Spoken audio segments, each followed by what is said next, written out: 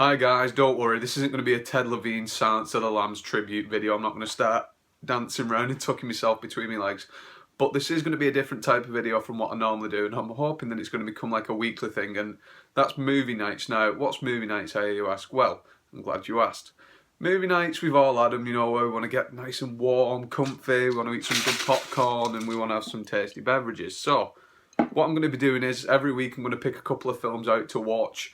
You know, I've got a couple here I'm going to show you in a second. I'm going to watch them one after the other, give quick reviews in between, and then if I'd recommend them, what I'd compare them to, and whether I liked them or not. So, the first one I'm going to be watching now is this. I've owned it for quite a while, but I've never actually got around to watching it, and that is The House by the Cemetery, made by Lucio Fulci.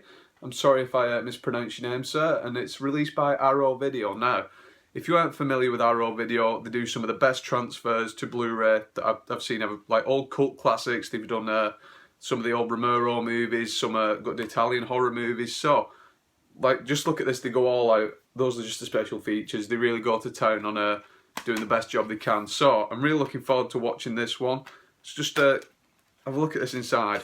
3 discs, 1, 2, 3. You get like little booklets in there, alternate artwork. Amazing stuff. So let's give this a watch. I'll give you my thoughts after it. So here we go. The first movie night. Woo!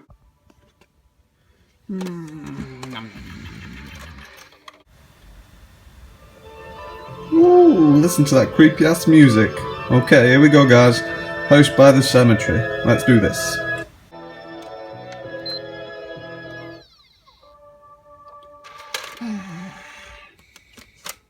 So I just got finished watching The House by the Cemetery, and I've got some good points and bad points, so I'm going to jump straight into the good first.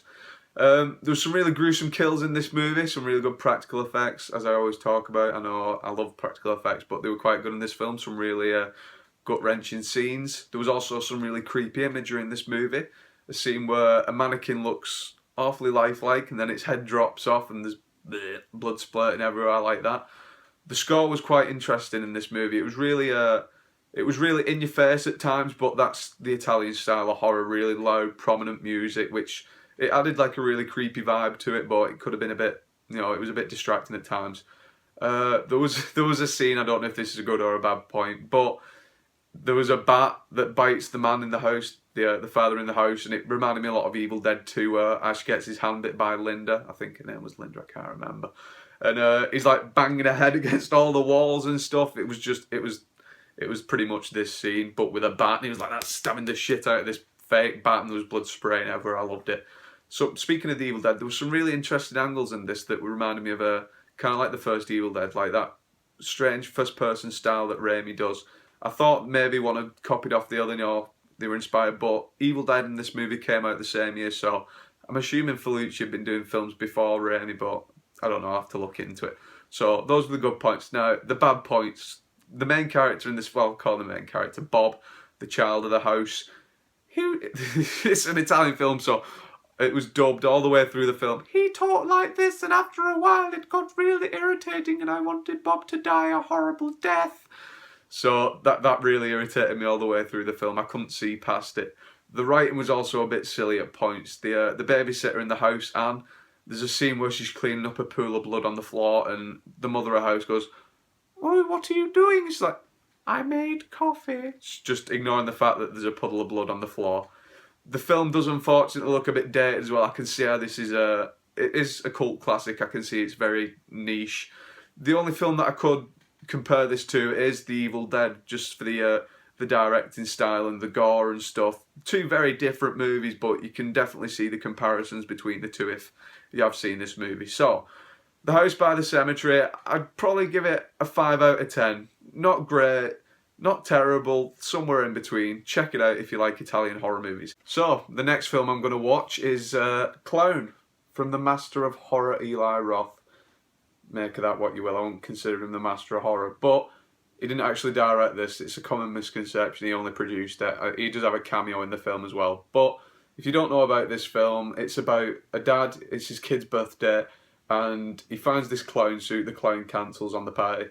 He finds this suit. He puts it on, and he can't get this suit off, and slowly he turns into this child-eating clown. I have seen this one before, but I'm looking forward to watching it giving you my thoughts on it. So let's do this.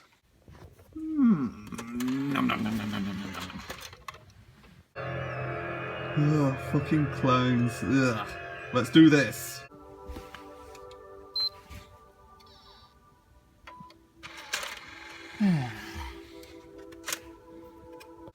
So, I just got through with Clown, and watching this film, I've got to sit there and think, imagine what sort of a dark place you have to be in to want to be a clown for a career. You poor individual. Everyone hates clowns, but we still need them, so thumbs up to you clowns out there, well done. Now, let's talk about this movie. Good points first, like before. This film's really original. I've never seen anything like this before, a really unique concept. If you have seen something like this, comment below, let me know, because I'd be really interested in seeing it. The effects were really good in this movie, I know, practical effects, but the effects were good in this, especially the prosthetics of the clown at the end of the movie. I thought that was really good, really disturbing. Speaking of the clown, I'm going to keep on clown every time I say it. There was actually some backstory to this creature. I don't want to ruin it for you, but this thing, the clown, it was there was some backstory to it which I liked. I always appreciate it when they go into the myths and legends of things. That was really good. And I'm going to get into the bad stuff now. It wasn't necessarily a bad thing in a sense. This film is really funny. There's some really hilarious bits, like where it doesn't sound funny. A dog gets its head chopped off and there's rainbow blood and stuff like that. He shoots himself in the head, there's rainbow blood, and there's people joking he's getting his nose pulled off and stuff, and that was really funny. But on the flip side of that, it's kind of a bad thing, because there's some points in this film where it's really dark, because this clown, it eats children, so you're dealing with child death, and it's quite explicit in some points. Like, there's a scene where a child gets a saw blade to the chest, one scene where a kid gets his heart ripped out, so there's some really dark stuff in there, and it kind of threw you off a bit, because at one minute it's trying to be really funny, at the other minute it's trying to be really dark and serious. So that's the only issue I have with that, the tone.